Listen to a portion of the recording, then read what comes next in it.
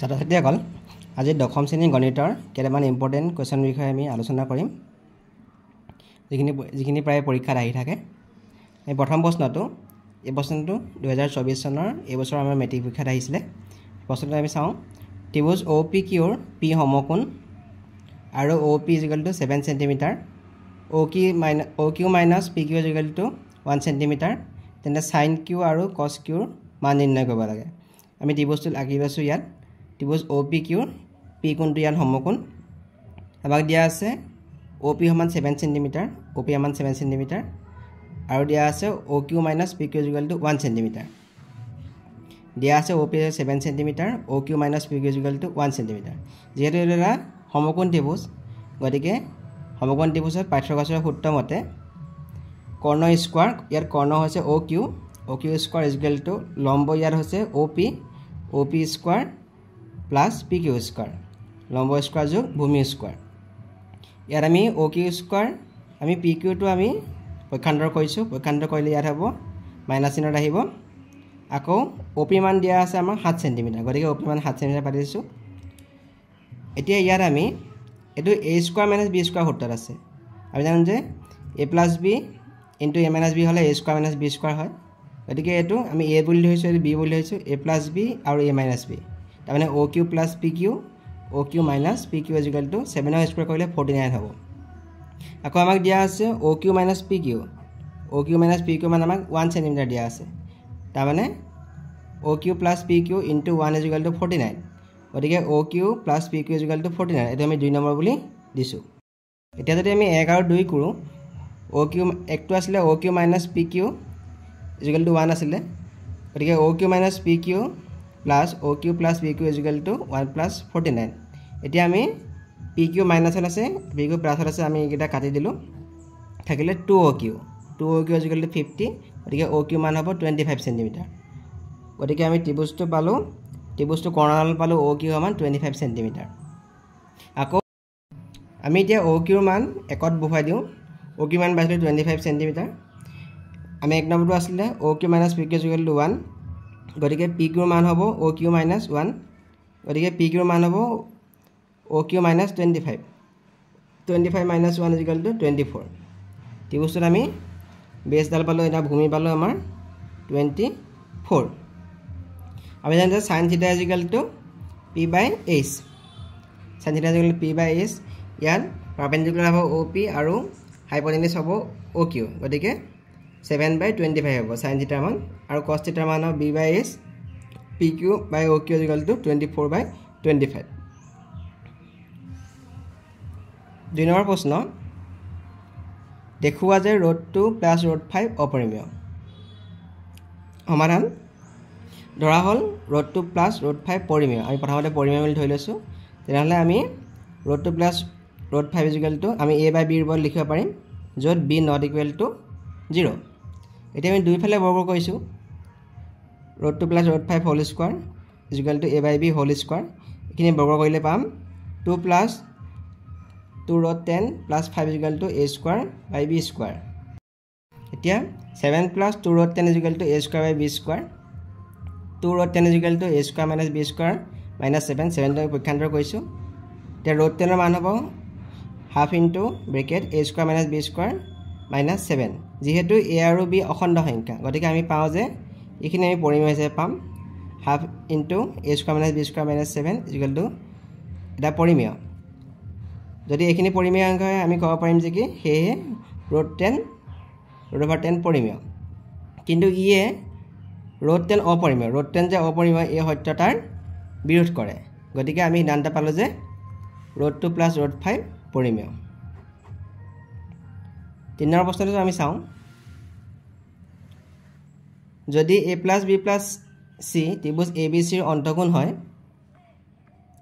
অন্তকোণ হয় তেন্তে প্ৰমাণ কৰা যে tan a + b/2 = cot c/2 যেহেতু ABC ৰ তিনটা কোণ অন্তকোণ আমাৰ গতিকে কোণ তিনটা যোগফল হ'ব a + b + c = 180 ডিগ্ৰী ত্ৰিভুজৰ তিনটা কোণৰ যোগফল 180 ডিগ্ৰী এতিয়া আমি a + b টো ইয়াত ৰাখিছো c টো আমি পক্ষান্তৰ কৰিছো 180 ডিগ্ৰী - c হ'ব দুইফালে আমি এতিয়া 2 ৰে হৰণ কৰি দিছো দুইফালে 2 ৰে হৰণ কৰিলে a + b/2 = 180 ডিগ্ৰী - c/2 এইখিনি কৰিলে হ'ব a plus b by 2 is equal to 180 by 2 minus c by 2 180 ক আমি 2 এ ডিভাইড কৰিলে 90 হ'ব minus c by 2 আমি যদি দুইফালে 10 লওঁ 10 a plus b by 2 is equal to 10 90 degree minus c by 2 10 a plus b by 2 আমি জানো যে 10 90 degree minus theta 10 90 degree minus theta is equal to cot theta গতিকে 10 90 ডিগ্ৰী minus c by 2 মান আমি পাই দিছো cot c by 2 এই আমাক প্ৰমাণ কৰিবলৈ কৈছিলে এটা এটা ইম্পৰ্টেন্ট প্ৰশ্ন সাইনৰ প্ৰশ্নটো এৰ 2024 চনৰ মেট্ৰিক পৰীক্ষাত আহিছিলে যদি সমকোণ ত্ৰিভুজ ABC আৰু ত্ৰিভুজ PQR ৰ B আৰু Q কোণ সূক্ষ্মকোণ দুটা এনে ধৰণৰ হয় যে sin B = sin Q তেন্তে প্ৰমাণ কৰা যে কোণ B = কোণ Q এটা এটা দৰকাৰী প্ৰশ্ন আমাক দিয়া আছে sin B = sin Q তে ত্ৰিভুজ ABC ৰ পৰা sin B ৰ মান হ'ব P/H P মানে হ'ব ইয়াত AC আৰু H হ'ব AB গতিকে sin B = AC/AB আকৌ ত্ৰিভুজ PQR ৰ পৰা sin Q হ'ব P/H ইয়াত পাৰপেন্ডিকুলাৰ হ'ব PR আৰু হাইপোটেনাছ হ'ব PQ গতিকে PR/PQ আমাক দিয়া আছে sin B = sin Q গতিকে আমি AC/AB = PR/PQ গতিকে আমি লিখিব পাৰো AC/PR = AB/PQ ধৰা হল AC/PR = AB/PQ = K গতিকে AC = KPR K into PR আৰু AB = K into PQ তে ত্ৰিভুজ ABC ৰ পৰা পাইথাগোৰাছৰ সূত্ৰ ব্যৱহাৰ কৰিলে আমি যদি ত্ৰিভুজ ABC ত্ৰিভুজটো লওঁ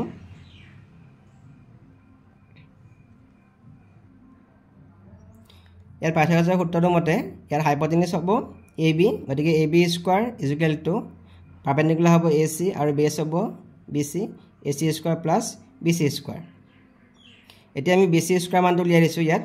BC² = AB² - AC²। গতিকে BC মান হ'ব √AB² - AC²। আকৌ ত্ৰিভুজ PQR ত্ৰিভুজটো যদি লওঁ আমি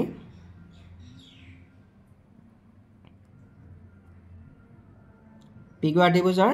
হাইপোটেনাছ হ'ব PQ গতিকে PQ² পাৰপেন্ডিকুলাৰ হ'ব PR আৰু বেছ হ'ব RQ PR² + RQ²। গতিকে ইয়াৰ পৰা আমি RQ মানটো উলিয়াইছো RQ মান হ'ব ইয়াৰ পৰা √PQ² - PR²। এতিয়া আমি BC/QR কৈছো এইখিনি কৰিলে হ'ব K into AB মান আমি বহাই দিছো AB মান আছে K PQ আছিলে গতিকে K² PQ² হ'ব K² PR² হ'ব আকৌ ইয়াত PQ² - PR² এখিনি কমন ললে K √PQ² - PR এখিনি আমি কাটি দিও তাৰ K মানটো হ'ব আমাৰ K BC/QR = K গতিকে আমি পালো AC/PR = AB/PQ = BC/QR = K গতিকে অনুপাত সমান গতিকে আমি লিখিব পাৰো AC/PR = AB/PQ BC/QR আকৌ ত্ৰিভুজ যদি ACB আৰু ত্ৰিভুজ PRQ যদি অনুৰূপ বাহুবোৰৰ অনুপাতবোৰ সমান হয় তেতিয়া আমি ক'ব পাৰিম ত্ৰিভুজ দুটা সৰ্বসম আৰু ত্ৰিভুজ দুটা সৰ্বসম হ'লে আমি ক'ব পাৰিম যে কি সিহঁতৰ অনুৰূপ অংশবোৰ সমান গতিকে আমি কোণ B = কোণ Q ক'ব পাৰিম যে আমি কোণ B = কোণ Q কোৱেশ্চন নম্বৰ 5 এইটো এটা দৰকাৰী প্ৰশ্ন এটো 2021 চনৰ মেট্ৰিক পৰীক্ষাত আহিছিলে যদি এটা বিন্দু P ৰ পৰা O কেন্দ্ৰযুক্ত এটা বৃত্তৰ PA আৰু PB দুডাল স্পৰ্শক এটা বিন্দু P ৰ পৰা O কেন্দ্ৰযুক্ত বৃত্তৰ PA আৰু PB দুডাল স্পৰ্শকে পৰস্পৰ 80 ডিগ্ৰী কোণ কৰি আছে দুইডালে পৰস্পৰ 80 ডিগ্ৰী কোণ কৰি আছে তেন্তে কোণ POA এৰ মান নিৰ্ণয় কৰা কোণ POA এই কোণৰ মানটো নিৰ্ণয় কৰিব লাগে এতিয়া আমি OA আৰু OB লগ লগাইছো এতিয়া আমি OP আমি লগ লগাই দিম এতিয়া আমাৰ POA এই কোণটো আমাক নিৰ্ণয় কৰিব লাগে আমাক দিয়া আছে PA আৰু PB দুডাল স্পৰ্শক আৰু কোণটো স্পৰ্শক দুডালৰ মাজৰ কোণটো APB এই কোণটো আমাৰ 80 ডিগ্ৰী দিয়া আছে এতিয়া আমি OA আৰু OB আৰু OP আমি সংযোগ কৰিছো OA OB আৰু OP আমি সংযোগ কৰিছো এতিয়া ইয়াত ত্ৰিভুজ দুটা হৈছে OAP আৰু OBP এই ত্ৰিভুজ দুটা আমি চাওঁ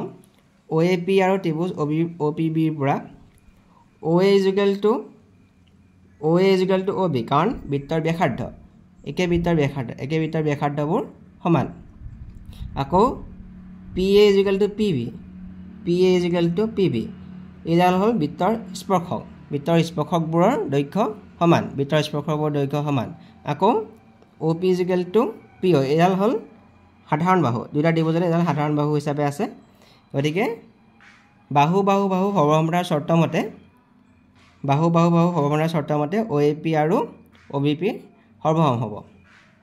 যদি ত্ৰিভুজ দুটা সৰ্বসম হৈছে সৰ্বসম ত্ৰিভুজৰ অনুৰূপ অংশবোৰ সমান গতিকে আমি ক'ব পাৰিম যে কি এংগল APO এইটো কোণ এই সৰু কোণটো APO আৰু এংগল BPO এই দুটা কোণ সমান হ'ব APO আৰু এংগল BPO দুটা কোণ আমি সমান তেনেহলে এংগল APO এই সৰু কোণটো গোটেই ডাঙৰ কোণটো আধা হ'ব দুটা কোণ যিহেতু সমান গতিকে APO এই সৰু কোণটো গোটেই ডাঙৰ কোণটো আধা হ'ব তাৰমানে angle APO half of angle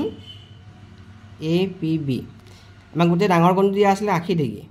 গতিকে সৰু কোণটো হ'ব half into 80 degree is equal to 40 degree হ'ব আমি ইয়াত দেখাইছো কোনে APO is equal half into APB গতিকে আমি APB মানটো 80 ডিগ্ৰী গতিকে APO কোণটো মান হ'ল 40 ডিগ্ৰী এতিয়া আমি ত্ৰিভুজটো পাইছিলো OAP এটা ত্ৰিভুজ জানবা OAP এই কোণটো পালো আমি 40 ডিগ্ৰী এই কোণটো পালো আমি 90 ডিগ্ৰী তাহলে এই কোণটো মান হ'ব ত্ৰিভুজৰ তিনিটা কোণৰ যোগফল 180 ডিগ্ৰী গতিকে ত্ৰিভুজ OAP ৰ পৰা angle OAP plus angle APO plus angle POA তিনিটা কোণৰ যোগফল আমাৰ হ'ব 180 ডিগ্ৰী গতিকে ইয়াৰ পৰা আমি এংগল POA মানটো পাব পাৰিম POA মান হ'ব 90 ডিগ্ৰী প্লাস 40 ডিগ্ৰী যেল 130 ডিগ্ৰী গতিকে POA মান হ'ব 180 degree minus 130 degree is equal to 50 degree গতিকে POA কোণটো মান হ'ব 50 ডিগ্ৰী আমাক এটোকে উলিয়াব দিছিলে আমাক POA কোণটোৰ মানটো কিমান POA কোণটো মান হ'ব 50 degree Please subscribe and share my videos